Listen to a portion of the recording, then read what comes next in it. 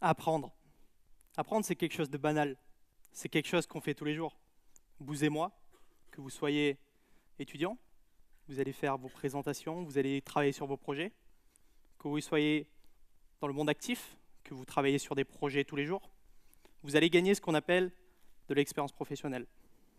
Ou bien, ce que vous allez faire, c'est apprendre.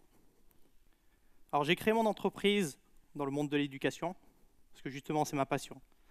J'essaie de montrer, en fait, aux gens comment est-ce qu'on fait pour apprendre. Et je me suis rendu compte, en fait, dans mon entourage, j'ai énormément d'entrepreneurs. Et c'est assez fascinant, comme certains de ces entrepreneurs, je mange souvent avec eux, je vais dîner peut-être une fois par mois avec eux, et il y a une personne en particulier qui me fascine énormément. Cette personne, en fait, à chaque fois que je la vois, me dit toujours, tu sais quoi, j'ai changé d'idée, ce que je fais maintenant, j'ai appris ça. Et en fait, c'est assez fascinant parce que cette personne, à chaque fois que je la vois, me dit, j'ai appris. Et on se rend compte qu'en fait, c'est une personne qui a une facilité d'apprentissage.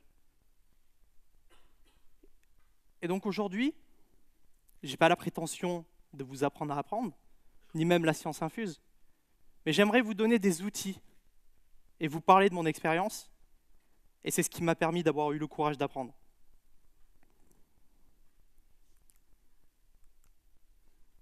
Alors, apprendre, ça requiert beaucoup de composantes dans votre vie, d'accord?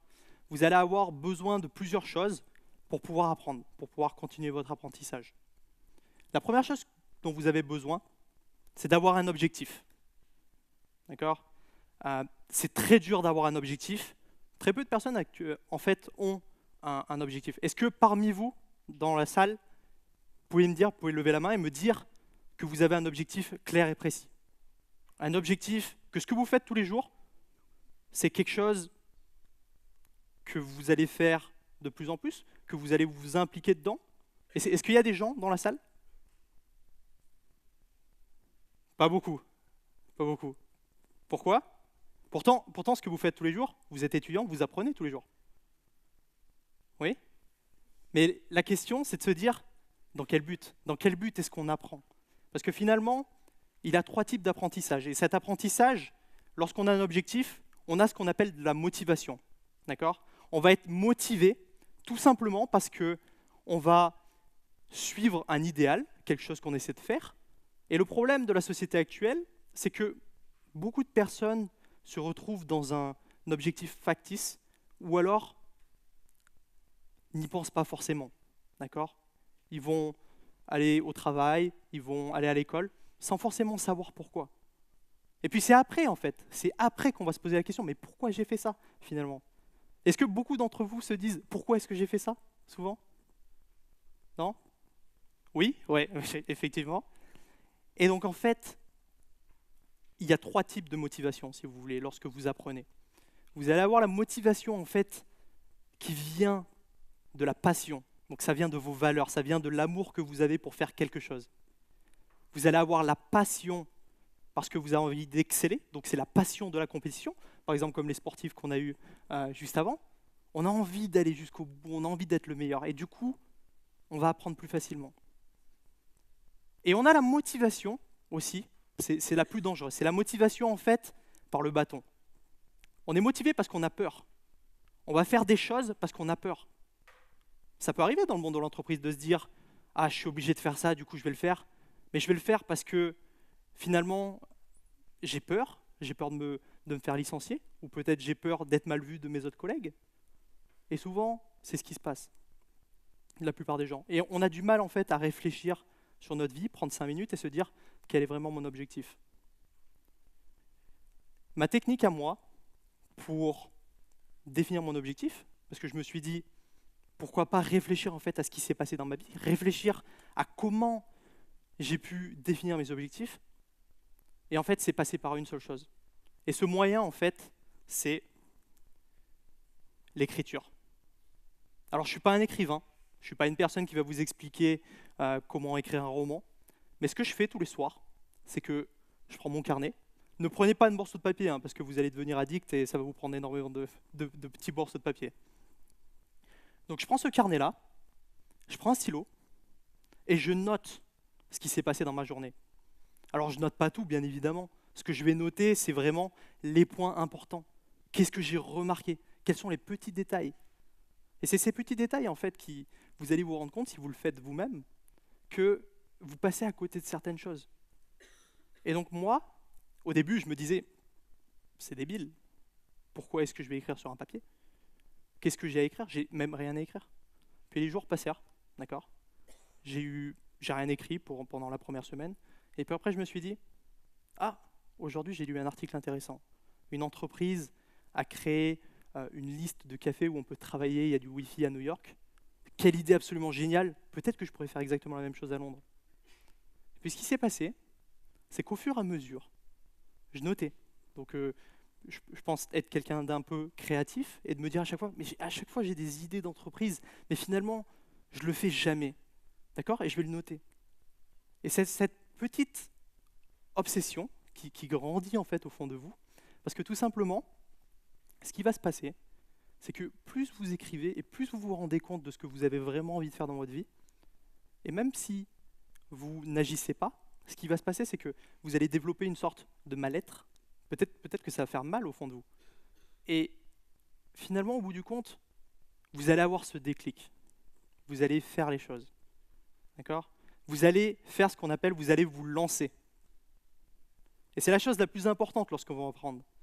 Ça a l'air de rien, mais ce qui est vraiment important, c'est d'être capable de se lancer. Très peu de gens ne se lancent dans la vie. Tout simplement parce qu'ils ont soit peur de l'échec, hein. C'est pareil pour tout le monde, hein. Tout le monde a peur de l'échec. Ou alors, on se met des obstacles, on se donne des prétextes, des excuses, et on se dit, ah non, apprendre, ou même changer de secteur d'activité, c'est pas pour moi. Soit je suis trop vieux, soit je suis trop jeune, parce que justement, j'ai pas encore les compétences nécessaires. Mais en fait, c'est des faux obstacles.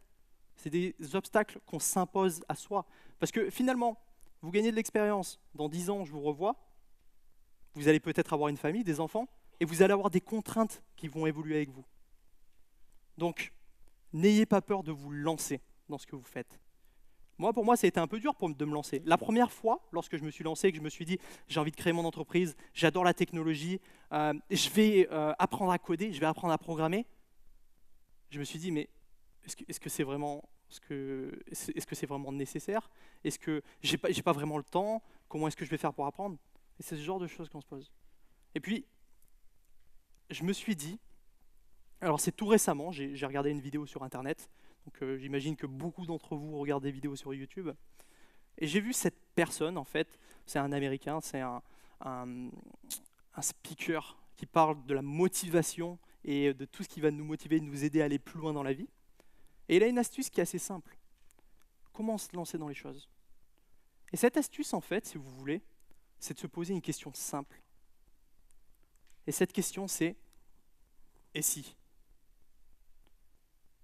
Alors, est-ce que ça vous est déjà arrivé de vous dire, pensez à un moment dans votre vie où vous vous êtes dit « et si j'avais fait ça autrement, je l'aurais fait. Et je referai cette décision à nouveau, je rechangerai cette décision. » Est-ce que ça vous est déjà arrivé de faire ça? Oui. Eh bien, si ça vous est... Par exemple, ceux qui sont en école de commerce, lorsque vous n'avez pas travaillé pour rentrer de prépa en première année et que vous êtes retrouvé à GEM par défaut, est-ce que vous vous êtes dit, et si j'avais plus travaillé, j'aurais plus travaillé derrière, j'aurais eu HEC, non? Eh bien, c'est ce qui se passe dans la vie de tous les jours. Posez-vous cette question. Et si? D'accord? Pensez à bien vous poser cette question. Mais, si vous voulez, ça amène quand même à une contradiction, parce que si vous vous dites « et si ?» le problème, c'est que vous allez avoir deux choix. Vous avez soit, par exemple, continuer dans le choix qui est peut-être pas le bon pour vous, ou aller dans la bonne direction. Donc pour moi, c'est assez abstrait de se dire « et si ?» Et la meilleure méthode que j'ai trouvée, c'est de me donner de la sécurité lorsque j'utilise ce « et si ». Par exemple, je me dis « et si, au bout de 6 mois, je te garantis que tu réussiras à faire ça ?»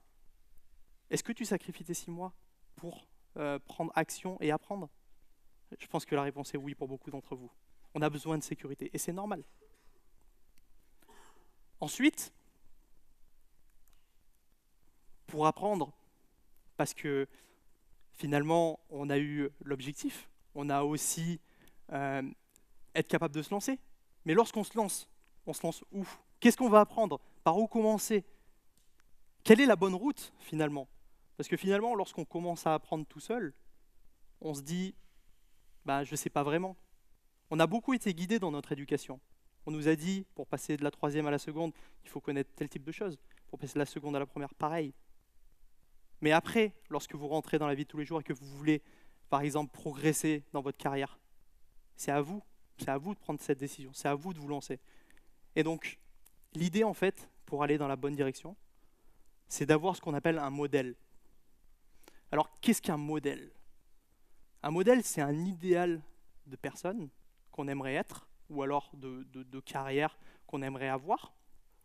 Et c'est à ce moment-là, c'est quelqu'un en fait qui est au-dessus de nous, et qu'on va regarder un peu de haut. Ça peut être une personne qui nous inspire, ça peut être une personne qui est dans notre industrie et qui est très bonne. Et donc, l'idée, c'est que cette personne a déjà fait nos erreurs dans son apprentissage. Donc elle sait ce qu'il faut faire, elle sait les bonnes décisions à prendre. Alors, ce que je vous invite à faire, c'est de vous trouver un modèle. Alors, beaucoup de personnes font la même erreur. C'est-à-dire que lorsqu'on leur parle de modèle, ils vont directement aller voir la personne qui est tout en haut. Alors que c'est la plus grosse erreur à faire. Parce que ces personnes qui sont tout en haut, c'est des personnes qui sont inaccessibles. C'est des personnes avec qui vous n'allez même pas pouvoir parler. Si vous allez parler avec un milliardaire qui a déjà réussi, cette personne-là est inaccessible, vous ne pouvez pas y accéder. Même si vous pouviez y accéder, la réalité de cette personne n'est plus la même, parce que vous n'en êtes pas au même point. Donc l'idée derrière tout ça, c'est de vous dire, je vais avoir un modèle, mais juste une personne qui est juste un peu en dessus de vous. D'accord? C'est beaucoup plus accessible, c'est des personnes qui seront très contentes de vous aider. Déjà, elles seront très contentes parce qu'elles se sentiront un peu flattées que vous les approchez, que vous leur dites aidez-moi. Et donc c'est ça. Et puis plus vous allez avancer, et plus vous avez besoin de changer de modèle. D'accord? Ensuite, ce que vous allez avoir besoin de faire lorsque vous savez où aller et que vous avez défini justement votre objectif et que vous vous êtes lancé, vous allez avoir besoin de faire ce qu'on appelle de la déconstruction. Vous allez avoir besoin de déconstruire en fait l'apprentissage. Par exemple, quand j'ai appris à programmer, j'ai commencé à apprendre le langage HTML, j'ai commencé à apprendre le langage CSS, le langage JavaScript, Ruby on Rails, des bases de données, apprendre à créer un serveur, j'en passe, mais c'est sans fin, d'accord? Même au-delà de ça, lorsqu'on sort de la programmation, on va aussi avoir d'autres composantes. Donc par exemple, si on crée son entreprise, on va avoir la programmation d'un côté, donc qui va consister à créer son produit. On va aussi avoir à connaître du web marketing ou du marketing. On va avoir besoin d'être bon en vente, de connaître la finance. Et donc, cet apprentissage est sans fin. Et si vous voulez, lorsque j'ai appris à programmer, j'ai eu cette logique de me dire que lorsque je veux créer quelque chose, je vais essayer de tout décomposer en petits morceaux. Donc par exemple, si je vais vous dire quelque chose peut-être qui ne va pas parler à tout le monde, mais si j'essaie de construire un système d'authentification, donc c'est se connecter sur mon site internet, ce que je vais faire, c'est que je vais regarder un peu toutes les possibilités. Je vais me dire, alors pour créer ça, c'est assez long, c'est assez dur. Ce que je vais faire, c'est que je vais tout d'abord mettre en place un système de gestion des mots de passe, un système d'email qui permet de me renvoyer mon mot de passe si je l'ai oublié, et énormément de choses comme ça. Et donc, ça va vous permettre de tout décomplexifier et de tout construire pas à pas. Et c'est ce que vous devez faire dans votre apprentissage.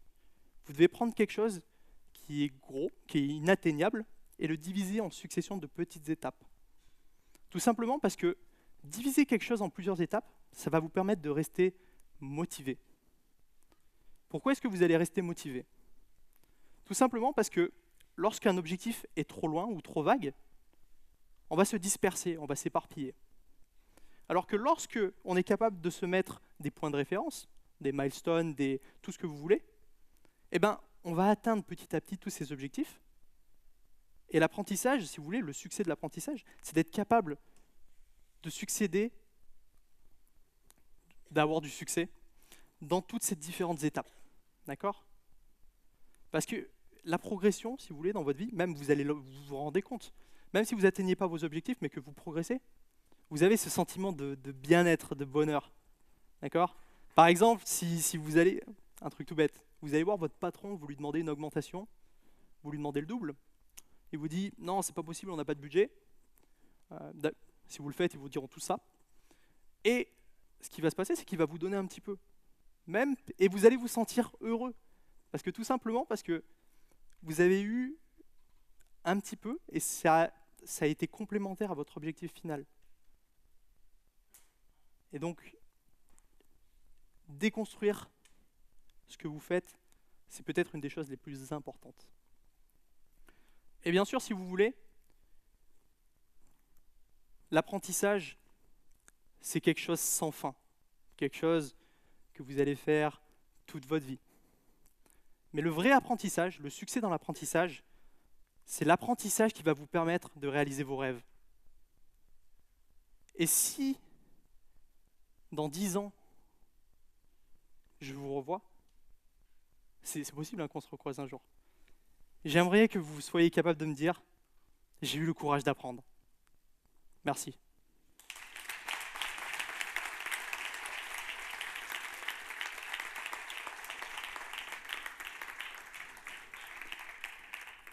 Alors, est-ce qu'on peut mettre la lumière, s'il vous plaît? Parce que si vous voulez, je vais faire quelque chose d'inhabituel, c'est que j'aimerais bien prendre un selfie avec vous, d'accord? Parce que si vous voulez faire un TED Talk, c'était un de mes rêves, c'était un de mes objectifs, et je pense l'avoir atteint aujourd'hui. Et c'est un pas vers mon objectif.